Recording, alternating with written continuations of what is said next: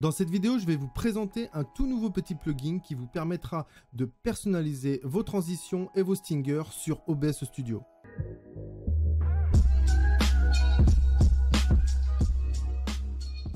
Yo tout le monde, j'espère que vous allez bien, c'est Kelaz, je suis ravi de vous retrouver aujourd'hui dans cette nouvelle vidéo qui aura pour but de vous présenter un nouveau petit plugin de OBS Studio. Ça vous permettra de personnaliser chaque scène, tout ce qui est quand vous passez de scène, quand vous changez de scène, tout ce qui est cut, les stingers, tout ça, ça va vous permettre de personnaliser chaque transition de vos scènes. Franchement, c'est vraiment au top. J'adore ce petit logiciel, j'ai pu le tester aujourd'hui, à l'heure actuelle où je suis en train de vous tourner la vidéo. Donc on va se retrouver sur le bureau, je vais vous montrer comment le télécharger, comment l'installer, et puis après on va se retrouver dessus pour vous expliquer un petit peu les fonctionnalités du logiciel, enfin du petit plugin, pardon. Je vous rappelle quand même que je stream tous les soirs à 21h30 sur Twitch, n'hésitez pas à passer sur le live pour discuter, et puis vous connaissez à chaque fois, si vous avez envie de vous détendre ou quoi, vous êtes les bienvenus. Je vous invite aussi à vous abonner à ma chaîne YouTube et à activer la petite cloche si c'est pas déjà fait. Je vous invite aussi à lâcher le petit pouce bleu des familles qui fait bien plaisir, ça m'aide grandement à me faire référencer sur YouTube.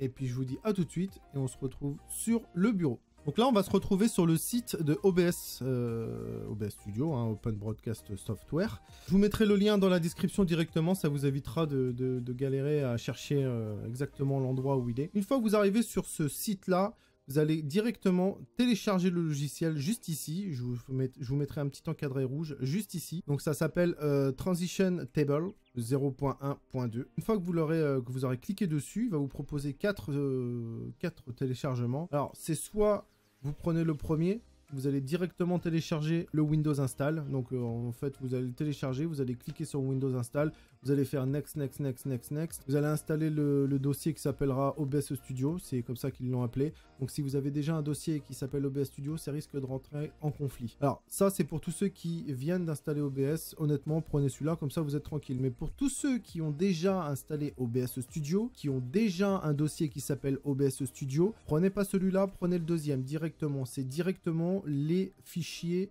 que vous allez directement placer dans vos dossiers. On va partir sur celui-là. Vous cliquez ici. Moi, je vais pas le faire, je l'ai déjà. Une fois que vous avez cliqué là, vous allez le retrouver dans votre dossier de téléchargement. Une fois que vous allez cliquer sur télécharger, vous allez avoir celui-là, le table 0.1.2 Windows Zip. Vous cliquez 2 fois dessus. Dedans, j'ai un dossier qui s'appelle Data et un fichier qui s'appelle OBS Plugin. Ici, vous allez avoir un fichier qui s'appelle Data et un fichier qui s'appelle OBS Plugin. C'est tout simple.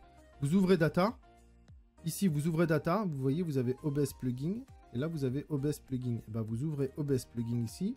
Vous ouvrez OBS Plugin là. Et le Transition Table, vous cliquez une fois dessus et vous faites un glisser directement dans le dossier. Voilà, c'est tout simple. Il va s'installer et il va se mettre ici. Une fois que c'est fait, vous faites pareil avec les autres dossiers. Vous revenez en arrière. OBS Plugin. Vous ouvrez, vous avez 32 bits et 64 bits. Donc vous revenez en arrière ici, OBS Plugin, 32 bits, 64 bits. Vous faites pareil, vous ouvrez le 32 bits. Ici, vous ouvrez le 32 bits. Vous sélectionnez les deux, vous faites un glisser dedans, tout simple. Et vous faites pareil pour le 64 bits, qui se trouve juste ici. Vous sélectionnez les deux et vous faites un glisser dedans. C'est tout ce qu'il y a à faire.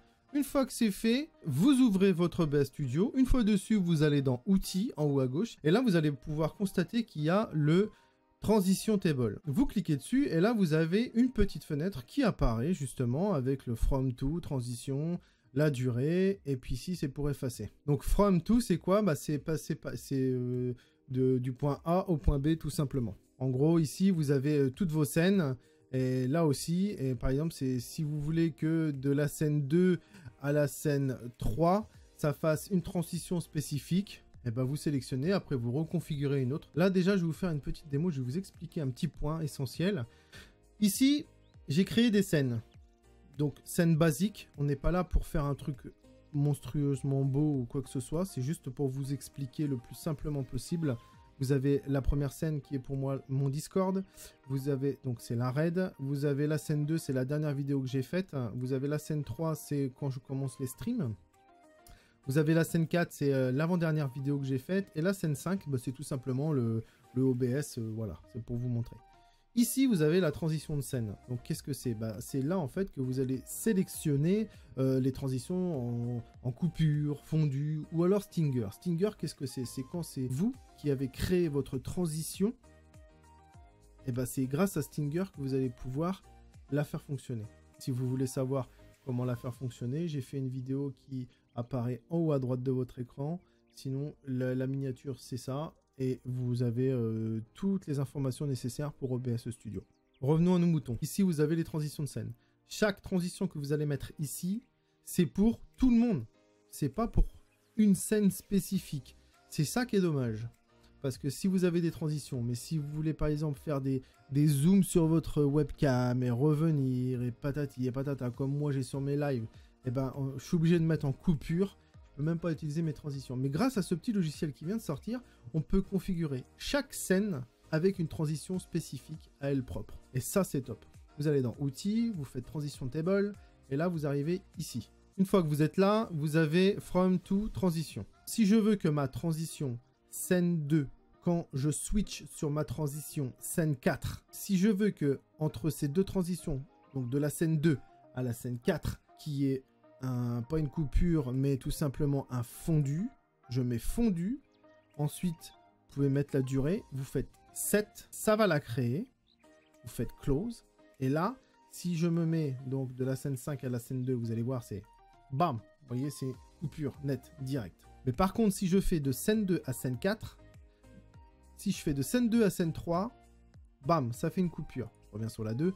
Si je fais de scène 2 à scène 4, voilà, ça fait un effet de fondu. C'est-à-dire que j'ai configuré juste de la scène 2 à la scène 4 en fondu. Si je fais de scène 4 à scène 2, donc là on est sur scène 4, si je reviens sur scène 2, bam, voilà, ça fait coupure. Vous voyez? Là, j'ai juste configuré de quoi passer de la scène 2 à la scène 4. Et ça, c'est énorme. Franchement, c'est énorme. C'est juste une tuerie. Parce que grâce à ça, je vais pouvoir remettre mes transitions personnalisées, plus d'autres trucs et tout, ça va être, franchement, ça va être mortel. Par exemple, si je veux que de la scène 4, alors quand vous en sélectionnez des nouveaux, ça va l'effacer, mais il est là, vous inquiétez pas. Si je veux que sur la scène 4 à sur la scène 5, ça fasse une fondue, je mets une fondue, mais je vais mettre une transition. Que ça fasse, donc la mienne, je veux dire, une stinger, je mets les stingers. Je fais 7. Là, je l'ai créé, je fais close. Donc, si de la scène 2 à la scène 4, ça fait un effet comme ça. Si je reviens de la scène 4 à la scène 2, ça fait une coupure. Si je fais de la scène 2 à la scène 5, ça fait une coupure. Mais si je fais de la scène 4 à la scène 5, voilà. Ça fait... Bon, j'ai mal réglé le temps. On a vu l'image avant qu'elle passe. Mais vous voyez le concept. Eh ben, ça fait... mon effet à moi. Voilà, ça fait mon effet à moi. Par contre, si je reviens de la scène 5 à la scène 4, ça fait la coupure. Voilà. En gros, ce qu'il faut savoir, c'est que grâce à ce petit logiciel, vous pouvez configurer chaque transition personnellement, en fait. Je veux dire, voilà, de telle scène à telle scène, vous pouvez lui mettre ça. De telle scène à telle scène, vous pouvez lui mettre ça. De telle scène à telle scène, vous pouvez lui mettre encore autre chose. Vous voyez ce que je veux dire? Il y a énormément de possibilités. Je tenais à vous présenter ce petit logiciel qui est vraiment, vraiment excellent. Il n'est pas compliqué d'utilisation, honnêtement. Hein, faut pas être sorti de Péta ou Schnuck pour savoir utiliser ça. Mais vous pouvez faire énormément de choses. C'est ça qui est bien. Comme je vous ai dit, c'est une vidéo que j'ai faite à chaud. Je l'ai testée là sur mon OBS et du coup, j'ai dit bah tiens, je vais faire une vidéo pour mes petits abonnés, mes petits viewers, tout ça. Du coup, je vous ai fait une vidéo à chaud. J'ai pas eu le temps de faire de préparation ou quoi, surtout qu'en plus chez moi là, j'ai des gros problèmes d'internet. C'est pour ça qu'en ce moment, je peux pas live. Et là, je pourrais pas reprendre les lives avant le 25 janvier parce que j'ai la fibre qui arrive chez moi pas avant le 25. Donc, je suis assez dégoûté quand même. Quand je mets une vidéo sur YouTube, ça prend une journée. Enfin, c'est une catastrophe. Donc là, je vous ai fait une vidéo à chaud. C'est une petite vidéo, honnêtement. Il n'y a pas besoin de parler pendant 300 jours dessus ou 30 heures là, sur ce petit plugin. C'était juste pour vous montrer comment l'utiliser, enfin comment l'installer, comment l'utiliser, à quoi il correspond et à quoi il sert surtout. C'est juste pour configurer chaque transition pour vos scènes. Chaque scène que vous avez, vous pourrez lui attribuer directement une transition spécifique à lui propre. Si la vidéo vous a plu, n'hésitez pas à lâcher le petit abonnement des familles si ce n'est pas déjà fait et aussi d'activer la petite cloche, ça ferait bien plaisir. N'hésitez pas aussi à lâcher le petit pouce bleu si mon contenu vous plaît. Je vous rappelle encore une fois que je stream tous les soirs à 21h30 sur Twitch. Moi, je vous dis à la prochaine pour de prochaines vidéos. C'était Kelaz, bye.